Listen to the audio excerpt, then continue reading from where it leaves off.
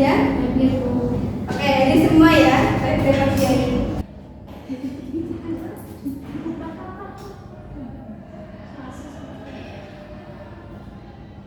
Sebelum memulai pelajaran, Ibu akan ajak kalian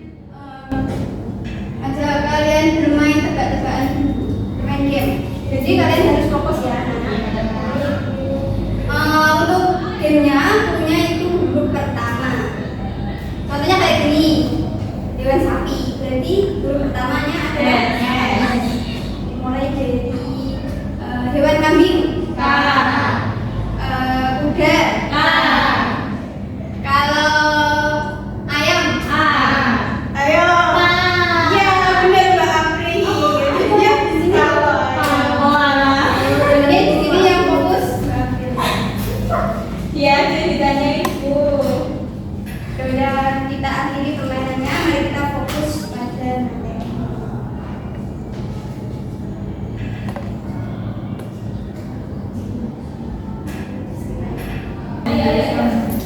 Anak-anakku yang cantik-cantik, pada pagi hari ini Ibu akan menjelaskan pelajaran perbankan yang berfokus pada simpanan dana deposito. Ibu sangat antusias sekali dalam mengajar pada pagi hari ini karena melihat semangat dan energi yang kalian bawa pada hari ini untuk belajar. Kalian mungkin pernah mendengar pepatah bahwa pengetahuan adalah kunci dari kesuksesan. Tapi di sini Ibu akan menambahkan satu hal penting bahwa pengetahuan dan tindakan adalah kunci kesuksesan. Intinya pengetahuan saja tidak cukup untuk kita meraih kesuksesan, tapi juga ada tindakannya. Contohnya kayak gini, kalian itu semua tahu ya manfaat simpanan deposito, tapi kalian tidak ada niatan atau tindakan membuka rekening deposito, jadinya kalian tidak mendapatkan manfaatnya. Nah, oleh karena itu kombinasi pengetahuan dan tindakan adalah kunci keberhasilan.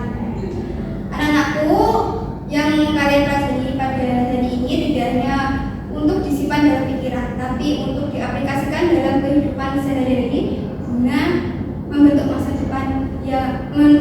depan kalian yang sukses. Untuk materinya kita akan membahas simpanan dana deposito. Di sini ada yang tahu simpanan deposito itu apa? Ayo, siapa yang tahu? Beri dia jawab. Kalau menurut saya deposito itu simpanan yang penarikannya hanya dapat dilakukan pada waktu tertentu sesuai dengan perjanjian antara nasabah dan bank. Benar sekali jawaban Mbak Lydia, bahwa simpanan deposito itu simpanan yang hanya dapat ditarik pada jangka waktu tertentu.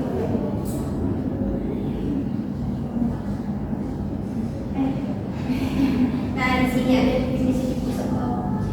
Nah, deposito memberikan bunga yang biasanya lebih tinggi dibandingkan tabungan. Makanya banyak orang yang lebih tertarik untuk menyimpan uangnya di deposito daripada di tabungan. Di sini ada ciri-ciri deposito. Yang pertama, jangka waktu. Nah, simpanan deposito di sini kalian hanya bisa menarik uang kalian dalam jangka waktu tertentu, 3 bulan, 6 bulan, dan 1 bulan. Tergantung perjanjian kalian dengan bank. Lalu bunga deposito ini relatif lebih tinggi anak-anak dibanding bunga simpanan. Lalu penarikan deposito sebelum jatuh tempo biasanya dikenakan denda. Kayak contohnya kalian menyimpan uang 10 juta dalam jangka waktu 6 bulan, tapi kalian masih 3 bulan sudah menarik uangnya, itu melanggar peraturan, jadinya dikenakan penalti atau denda. Lalu di sini ada jenis deposito. Yang pertama itu deposito berjangka. Nah, deposito berjangka ini paling umum atau banyak yang menggunakannya. Ya, jangka waktunya itu mulai 1 bulan, 3 bulan, 6 bulan, dan 1 tahun. Lalu yang kedua, sertifikat deposito. Nah, sertifikat deposito itu hampir sama deposito berjangka. Bedanya mendapatkan sertifikat, dan sertifikatnya itu bisa dibuat jaminan kredit. Lalu yang ketiga itu deposito on call. Deposito on call ini mempunyai jangka waktu yang lebih sedikit daripada deposito berjangka, yaitu kurang dari 1 bulan. Lalu deposito falas yaitu simpanan deposito yang menggunakan mata uang asing dan biasanya suku bunganya mengikuti deposito falas ini biasanya suku bunganya mengikuti harga pasar. Lalu deposito automatic rollover.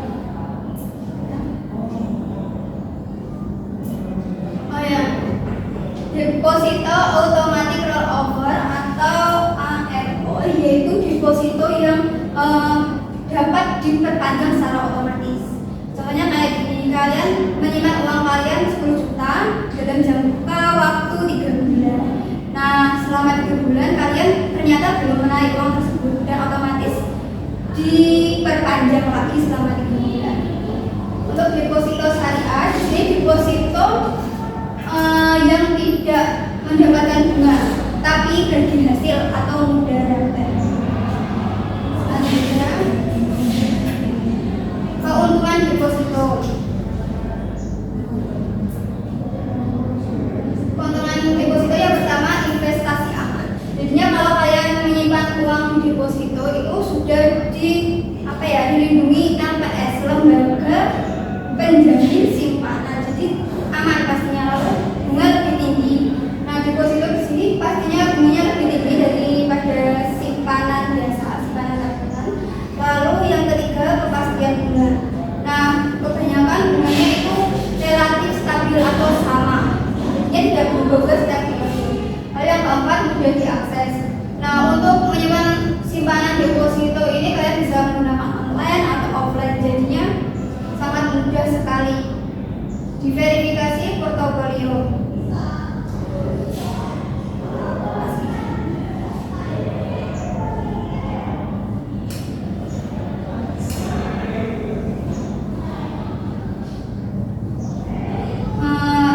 Diverifikasi portofolio ini membantu mengurangi resiko keseluruhan dengan memiliki aset yang aman dan stabil.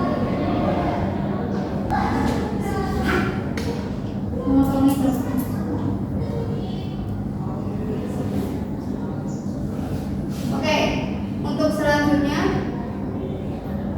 ada resiko deposito, yaitu yang pertama tidak fleksibel. Maksudnya tidak fleksibel di sini penarikannya yang tidak fleksibel karena kita tidak bisa menarik dalam jangka waktu yang kita inginkan, tapi sudah diatur atau sesuai perjanjian antara bank dan nasabah. Jadinya agak sulit. Lalu yang kedua, pajak bunga, yaitu kalau bunga deposito itu pajaknya hampir 20%. Jadinya banyak orang yang berpikir 20 kali menyimpan uangnya di deposito.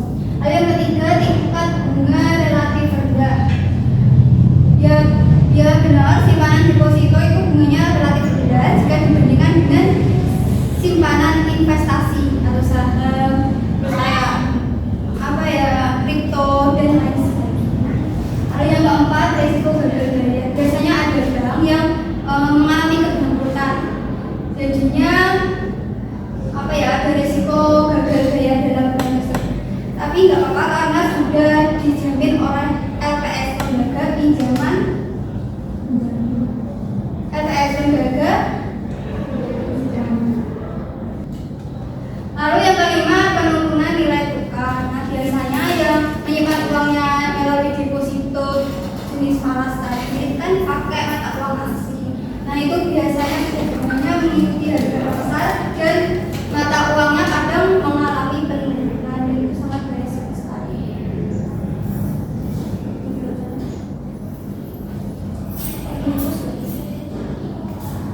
Lalu selanjutnya ada kegunaan deposito. Intinya kegunaan deposito di sini yaitu simpanan untuk jangka panjang. Jadinya ini cocok sekali untuk kalian yang mempunyai uang lebih atau banyak dan untuk investasi masa depan, kayak mau bangun rumah ke depannya atau buat anak kuliah ke depannya. Jadi ini cocok sekali dan pastinya aman.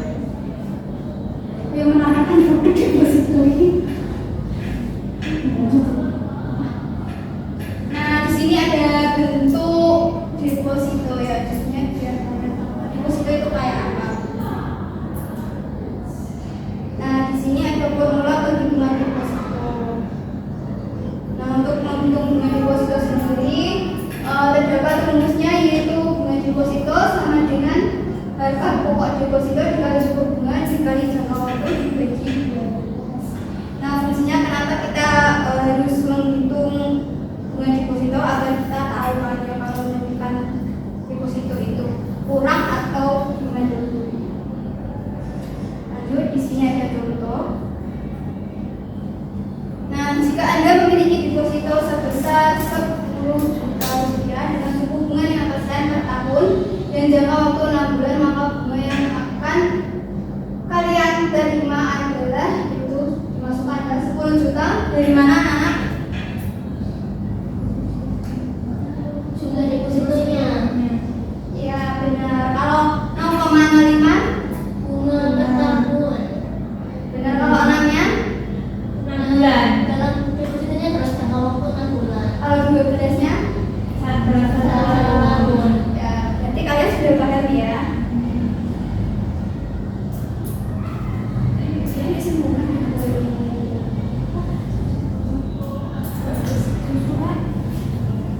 Oke, sudah selesai menjelaskan. Kalian bisa mempelajari handout dulu, yaitu halaman 1 sampai 14 dibaca ya untuk mengerjakan kuis yang akan dikasih. Kita kasih waktu 10 menit. Enggak ya, no. Aku yang mau kok.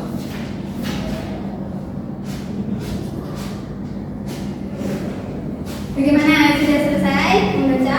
Sebentar dulu. Jalan-jalan.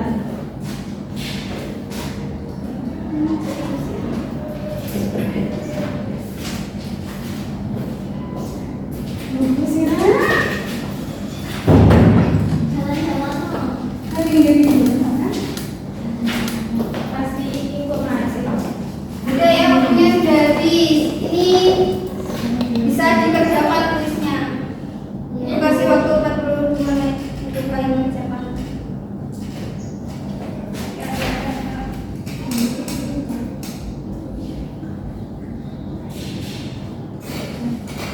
Nah, lanjut.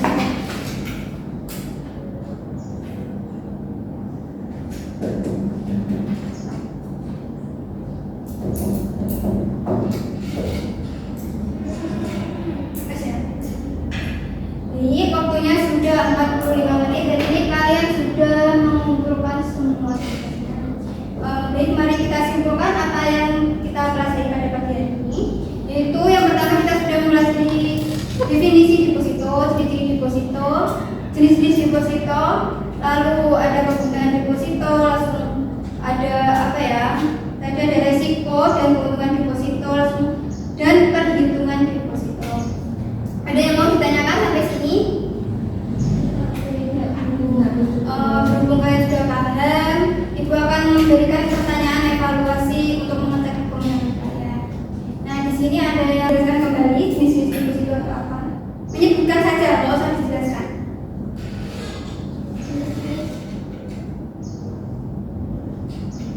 Jadi jawab Bu. Ya, April. Nah, jenis-jenis deposito itu ada 6. Yang pertama yaitu deposito berjangka, sertifikat deposito, deposito on call.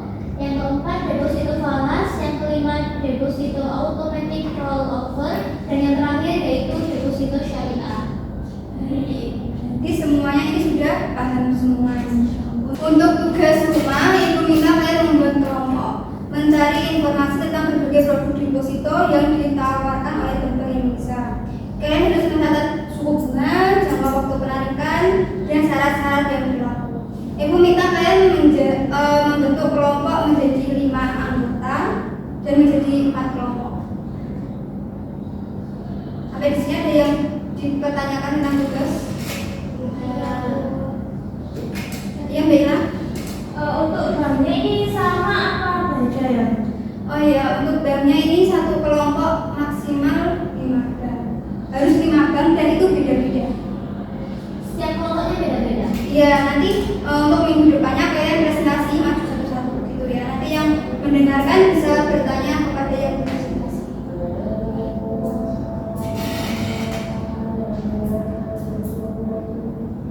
Oh ya, untuk kuis tadi ini ada